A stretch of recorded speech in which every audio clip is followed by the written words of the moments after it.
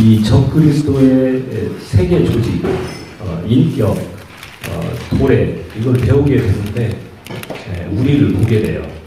우리 주님의 그 은혜가 또 얼마나 큰지를 우리가 이렇게 배우게 되는 그런 시간이 됩니다. 199페이지를 한번 보시면 제3부죠. 파트 3.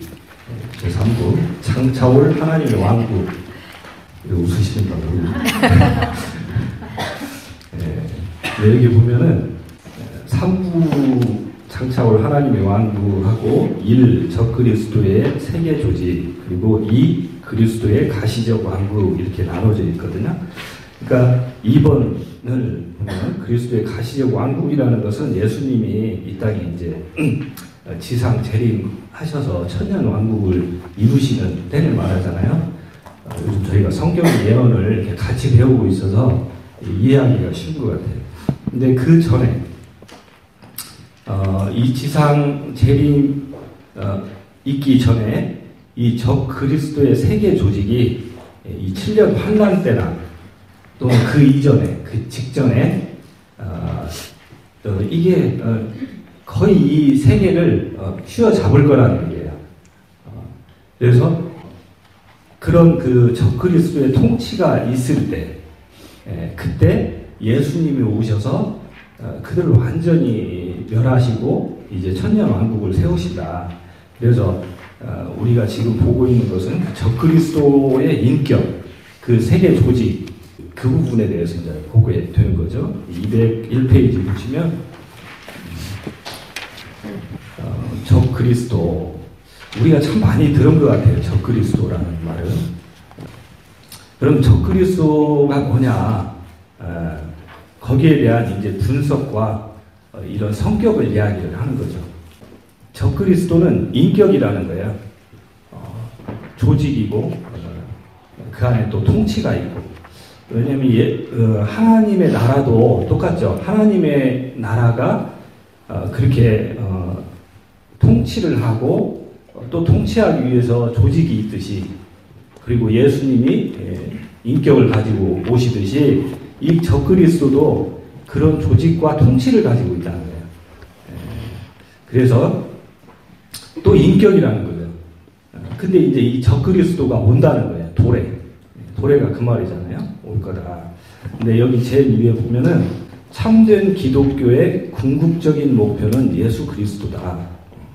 그러나 명목상의 기독교의 최후는 적그리스도다. 이걸 나눠놨잖아요. 참된 기독교는 예수님이죠. 목표가. 그런데 여기서 명목상의 기독교, 이 명목상이라는 말이 쉽게 말하면 무늬만, 이름만 기독교라는 얘기예요. 그래서 성경학자들이 명목상의 기독교는 뭐냐 그러면 로만 카톨릭을 많이 얘기한다고 해요. 캐톨릭. 그리고 타락한 기독교계. 타락한 기독교계. 세상과 같은, 세상하고 전혀 다를 바는 오히려 한술 더 뜨는 그런 타락한 기독교, 이런 것들은 결국에는 적그리스도라는 거예요. 그러나 거기에 보시면 역사의 목표는 역사의 산물이 아니며, 이 말은 좀 어려운 것 같아요. 근데 그 밑에 써 있어요. 하나님의 왕국은 성장하고 향상해서, 그러니까 발전을 거듭해서 계속 이렇게 성장해서 그렇게 절대 주권에 이르는 것이 아니다. 하나님이 의도한 지점에 그렇게 해서 다 도달하고 이르는 게 아니라는 거예요. 하나님 나라는.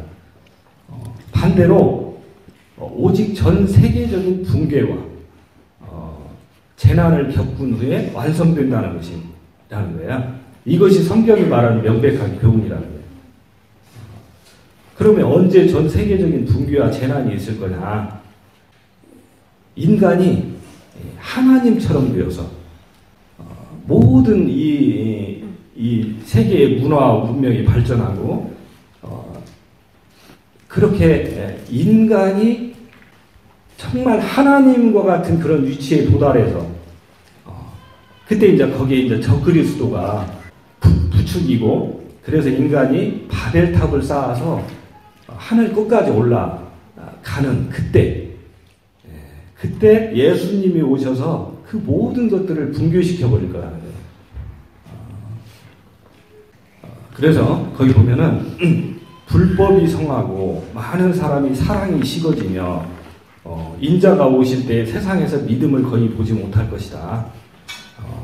그 끄트머리에 가면은 결국엔 이런 하나님을 거스려서 행하고 인간이 하나님 거스리고 바벨탑 쌓고 그래서 또 사랑이 식어지고 또 세상에서 거의 믿음을 찾아보지 못하는 그래서 교회도 결국은 이렇게 참 믿음이라고 볼 수 없을 정도로 이 타락이 오는 그런 상태까지 치달아 가게 된다는 거예요. 그래서 이제 어떤 기독교계에서 그런 이야기들을 하잖아요. 어떤 이들은 이 전 세계를 복음을 계속 전해서 복음화시켜서 정말 지상 낙원을 이루어서 천국과 같이 되어서 그때 하나님의 나라가 도래하는 거 아니야 이렇게 말하는 것은 틀렸다는 얘기예요. 그죠? 성경의 흐름은 그걸 가리키는 게 아니라는 거예요. 기독교를 배척하려는 세상의 적개심이 절정에 달할 거라는 거예요. 그때 주님이 오신다는 거예요. 그래서 밑에서 5번째 줄 보면은 거기 한번 같이 읽어볼까요? 그러므로 시작. 그러므로 그리스도께서 아직 강림하시지 않은 것은 세상이 충분히 두려워하지 않았기 때문이 아니라 세상이 충분히 불신하지 않았기 때문이다. 왜 아직 예수님이 안 오시냐?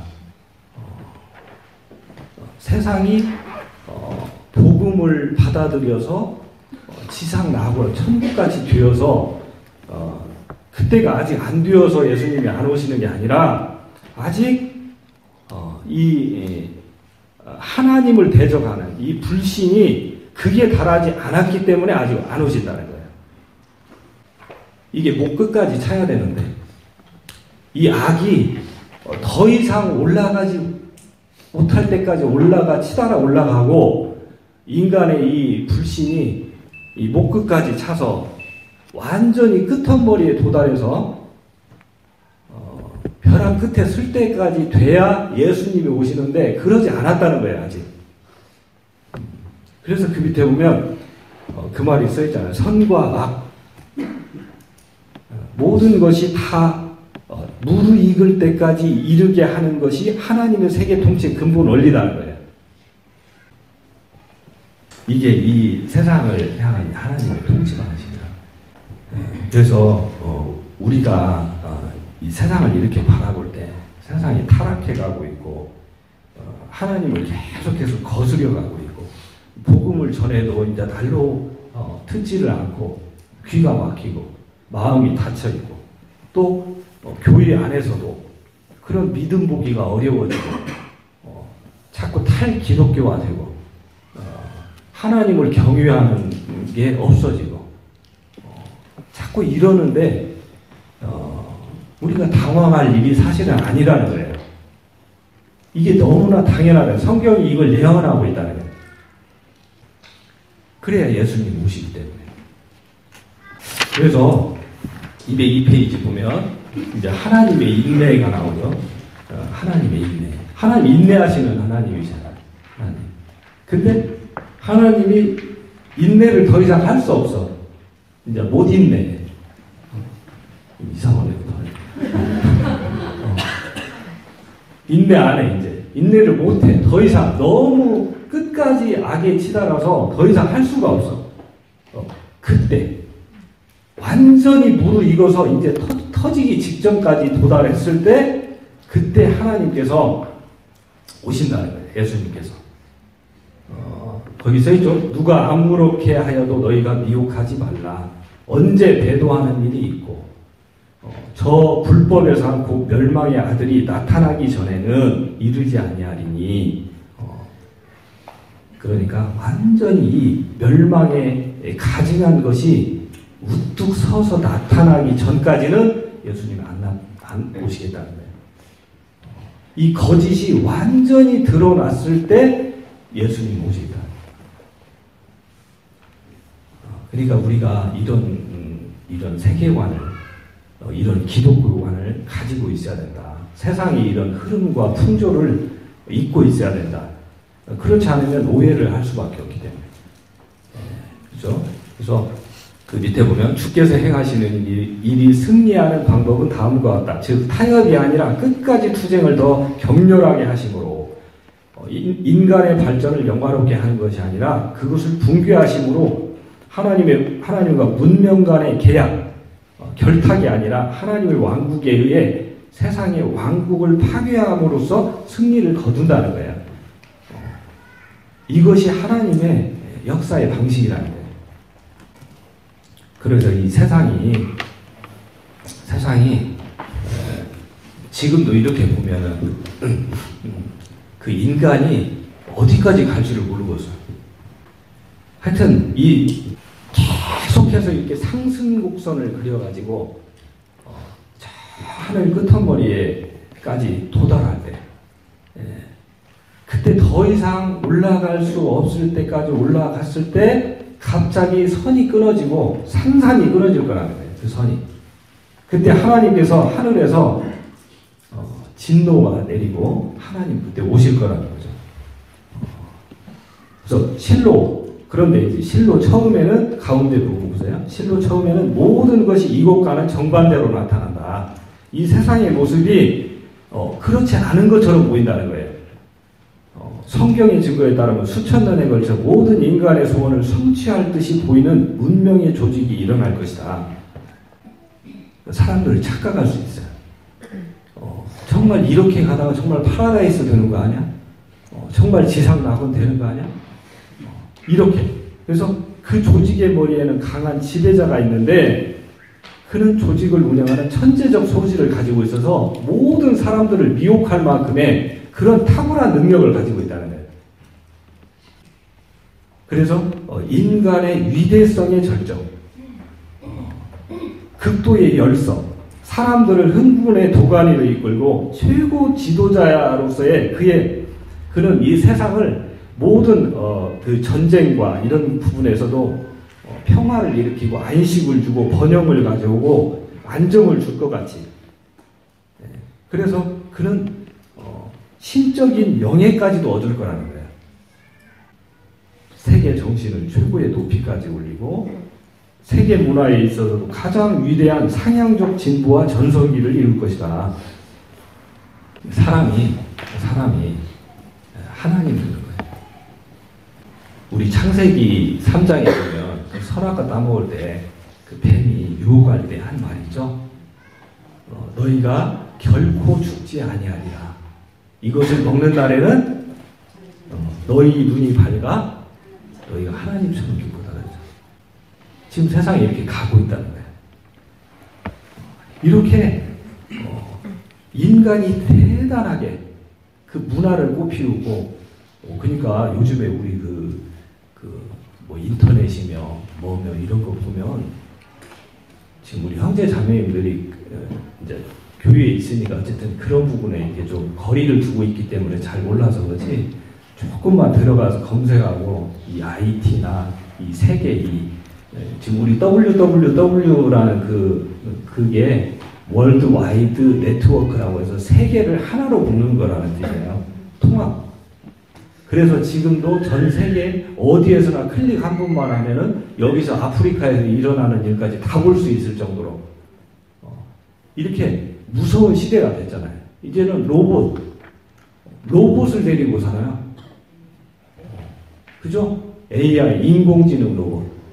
그래서 그 로봇이 이렇게 사람의 표정을 따라서 하고, 말을 이렇게 좀 싸납게 하면 찡그리고, 사랑한다고 웃고, 거기까지 왔어요. 이제 알파고도 옛일이요. 이제, 이게 정말로 무섭잖아요.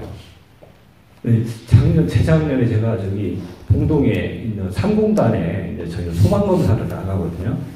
근데 봉동의 그 3공단에도 저는 이게 공장이 커가지고 그 사람들이 많은 줄 알았어요. 근데 들어가 보니까 사람이 몇 명 없어요. 이러는 사람이. 왜? 다 기계관이었어요. 로봇 팔이 막 다 이렇게 움직이고 있어요. 그때 얼마나 충격을 먹었는지 몰라요. 제가. 시대에 덜 떨어진 것 같아요.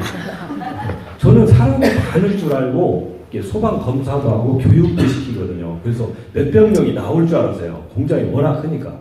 근데 들어가 봤더니 한 20, 30명밖에 없어. 전부 기계가예요.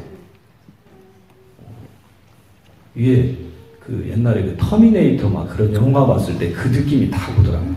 무섭더라고요. 사람이 기계의 지배를 받는구나. 그래서 무서운데 인간 복제 이런 것들이 지금 있잖아요. 사람이 하나님 되고 사람이 주인 되고 그 뒤에는 누가 있어요? 사탄, 적그리스도가 있는 거예요. 근데 이것이 이 세상도 그러죠. 세상이 그러잖아요, 실제로. 그래서 세상 사람들도 이렇게 하나님에 대해서는 관심도 없고 복음도 안 듣고 들어도 희미하고 그런데 세상만 그러냐는 거예요. 교회 안에도 이렇게 하나님 믿는다고 이렇게 뭐 고백하고 그래서 침례 줘가지고 교회에 더해졌다고 해서 교회 나오고 있지만 저기 뭐야 그냥 세상 것에 쫓아가고 세상 것 취하고 그것에 눈 돌리고 군침 흘리고 부러워하고 그 세상의 그 문화에 같이 동참하지 못하면 불안하고 시대에 편승하지 못하는 거야. 그래서 교회 안에서도 여전히 자기가 자기 주인이 되고 이런 모습들이 계속 나타난다는 거예요. 그래서 또 그렇게 있으면서 세상 것을 교회로 가져와서 마치 그것이 대단하냐 교회에서 그거 자랑하고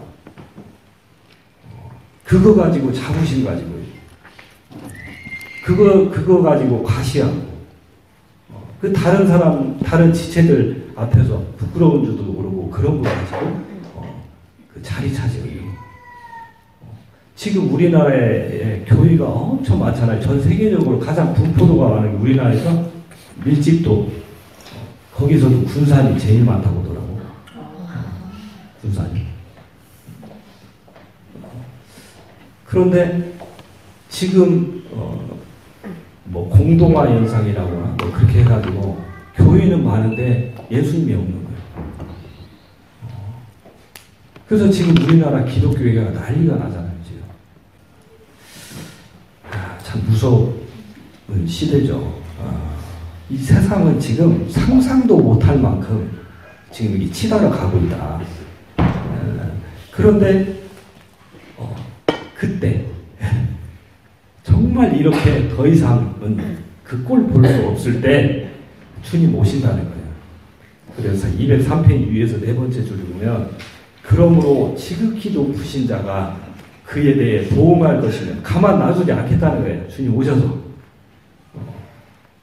그의 영광을 다른 자에게 안 주겠다는 거예요.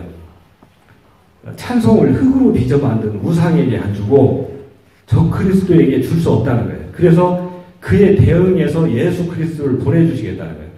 사탄의 능력에 대해 하나님께서 불꽃 중에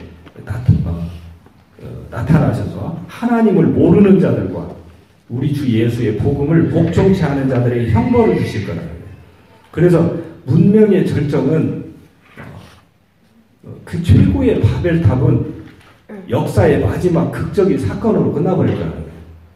완전히 멸하지고 파해지고 부서질 거라는 거예요. 심판이 임박한 거죠.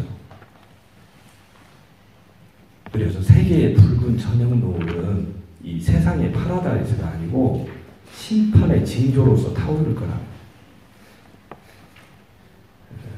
그래서 아까 메네메네 데겔 우바르신께서 했는데 세고 세어서 무게를 달아보니 너무 가볍더라. 못 미치는 거예요. 그래서 이 모든 것을 세어보고 다 살아보고 계시는 분이 계시다는 거예요. 메네메네덱의 부바르시.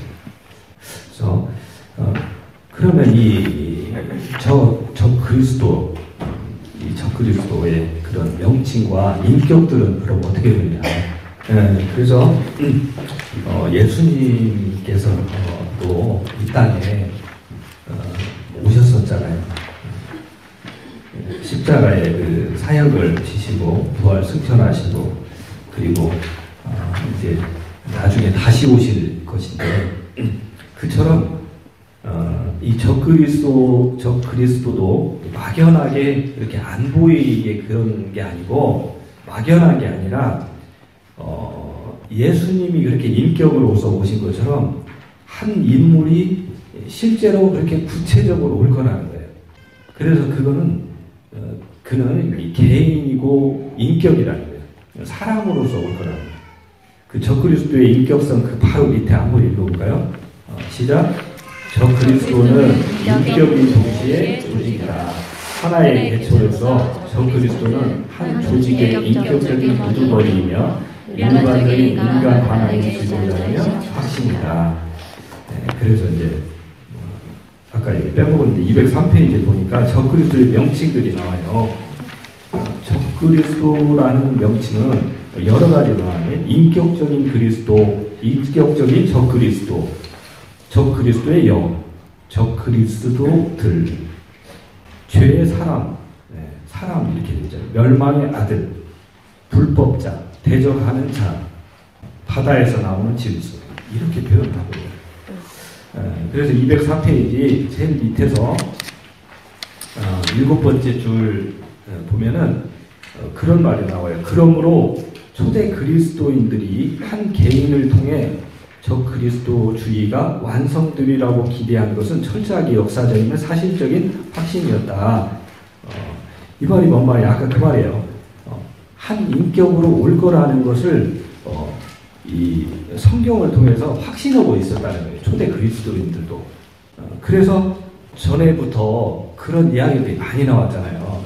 이 세계 이 역사 속에서 누군가가 등장했을 때 옛날에 프리메이슨 뭐 이런 것도 있죠. 조직, 프리메이슨. 근데 거기는 이제 조직이지 어떤 개인은 아니고 또 그 로마 교황 이런 얘기도 있고 666이라는 얘기도 우리 많이 들어봤잖아요.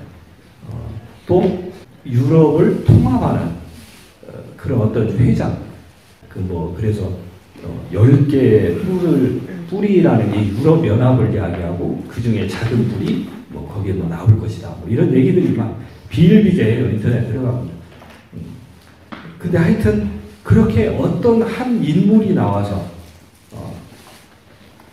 그래서 이 적그리스도 그가 적그리스도일 것이다 하는 것을 예전부터 이 그리스도인들도 이 촉각을 곤두세우고 그 경계하고 예의주시하고 그렇게 봤었다는 거예요. 그래서 여기 성경에도 보면 밑에 세 번째 보면 거기 아니고 조금 위에 더 보면 나는 내 아버지의 이름으로 왔음에 너희가 영접지 아니하나 만일 다른 사람이 자기 이름으로 오면 영접하리라 이렇게 돼 있는데 나 그리고 다른 사람 이렇게 반대 어구가 있듯이 그리스도가 분명히 개인으로 계시듯이 다른 사람도 마찬가지로 틀림없이 개인일 거라는 거예요. 이 적그리스도. 그런데 그 적그리스도는 남성일 거라는 거예요. 특별히. 그 써있죠?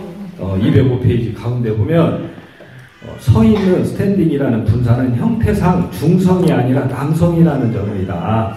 그 사람은 틀림없이 남자일 거다. 이렇게 본다는 거예요. 그래서 멸망에 가증한 것이란 단순히 하나의 우상이나 그 외에 다른 어떤 사물이나 그런 것들이 아니라는 거예요. 하나의 인격, 하나의 사람으로서 거룩한 곳에 설 거라는 거예요. 예루살렘 성전에 우뚝 서서 자기가 그 보좌에 앉아서 이제 자기가 하나님의 행세를 가라는 거예요. 이렇게 보시면 되고 네 번째 저 그리스도의 선구자들.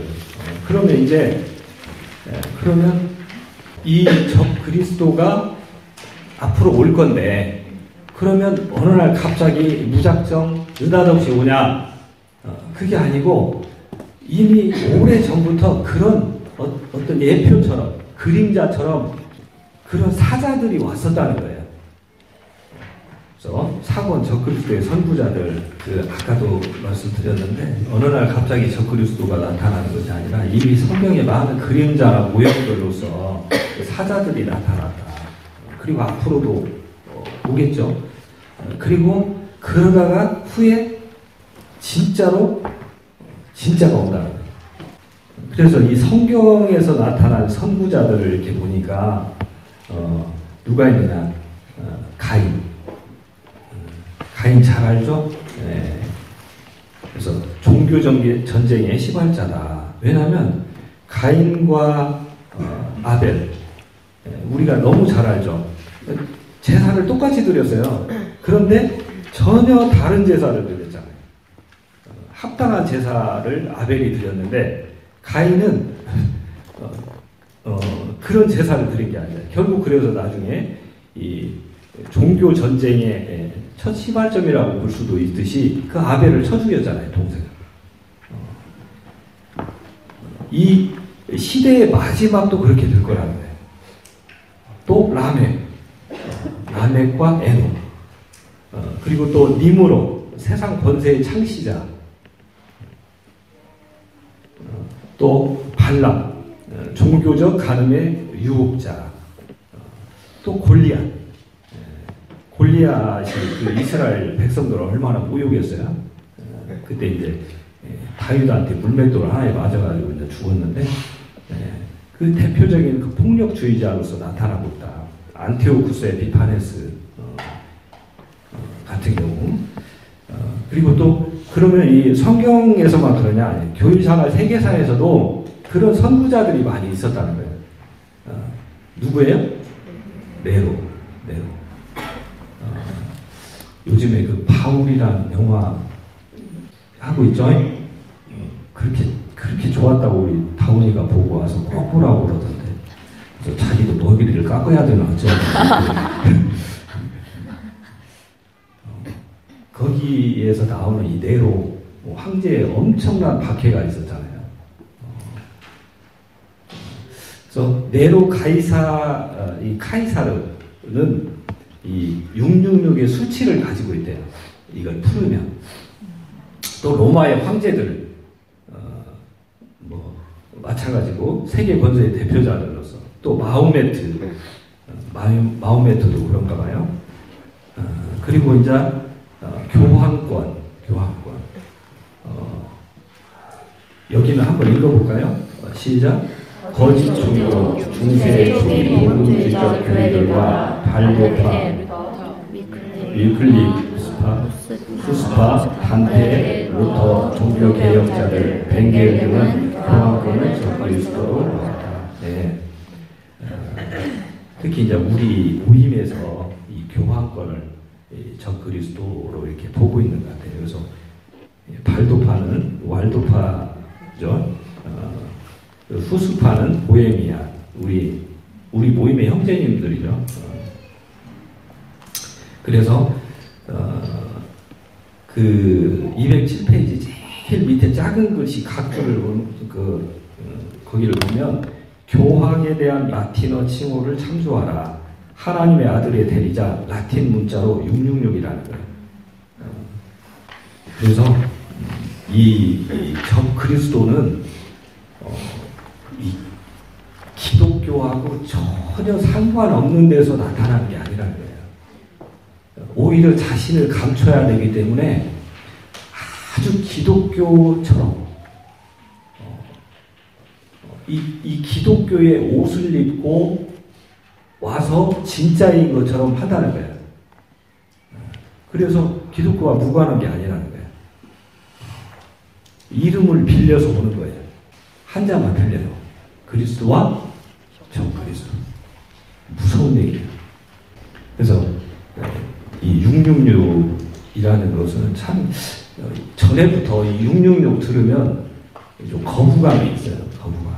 확실히. 근데 이 666에 대해서 이거 그 파헤치고 이 숫자풀이 할 거는 아니라는 거예요. 그게 나와 있어요. 어디냐면은 208페이지 밑에 그 나눠주라고 하나 그 작은 글씨 거기 위에 있죠. 5번 히브리 문자로 기록된 짐승에 대한 헬라어는 666의 수치를 갖고 있다. 그러나 666이라는 숫자를 설명하려는 다양한 시도들은 뭐라고요? 가치가 없다. 네, 거기에 힘 빼지 말라는 거예요. 어쨌든 거부감은 있어요. 그래서 막 666번 버스는 안 타고 싶고 엊그저께 제 몸무게를 재는데 66.6kg가 나와요. 근데 기분이 나쁘더라고요. 얼른 1kg를 찌든가 1kg를 빼든가 그 정도로 이 666은 너무나 기분 나빠요. 나폴레옹도 여기에 들어가네요. 나폴레옹. 그 어떤 통치권을 대표하는 그는 적그리도 한 무용이다. 그래서 자 거기 중요하니까 한번 208페이지 그 위에 인류 역사 거기 한번 읽어봐요. 시작. 인류 역사를 통해서 두 계열이 이어지고 있으니 그것은 곧 그리스도의 계열과 적그리스도의 계열이며 여인의 후손의 계열과 뱀의 계열이다. 그리스도의 계열은 아담에서 시작하여 골고다를 거쳐 하루에 예루살렘으로 이어지나 적그리스도의 계열은 가인에서 시작하여 바벨을 거쳐 루스로 이어진다. 우리 각 사람은 오늘날 전자 아니면 후자의 어느 한 계열에 속하고 있으며 그러한 동시에 우리 자신의 미래를 준비하고 있는 것이다. 네. 그래서 인류 역사를 통해서 보면은 이 두 계열이 이어지고 있다는 거예요. 가인이냐 아벨이냐, 아브라함이냐 사라냐 하갈이냐, 또 누가 있어요? 이삭이냐 이스마엘이냐, 야곱이냐 에서냐. 교회 안에도 알곡과 가라지냐, 선지자냐 거짓 선지자냐. 계속된 이 인류 역사 가운데 이런 대립과 투쟁과 반목이 이어지고 있다는 거예요. 그러나 결국에 가서는 끝나는 거죠. 주님이 오셔서 완전히 정리하시는 거죠. 근데 우리가 정말 정신 차려야 돼요. 제가 그래서 어제 이거 읽으면서 너무 감사했어요. 하나님의 족보에 서 있냐, 사단의 족보에 서 있냐, 어느 계열에 있냐는 거예요. 그러면 내가 하나님의 계열에 있다면 나의 태도와 행동과 나의 삶은 어떻게 되냐는 거예요. 정말로 선명하게 그렇게 세상과 구분되어서 그 선명성을 띠고 그렇게 살고 있느냐는 거예요. 그렇게 살아야 되는데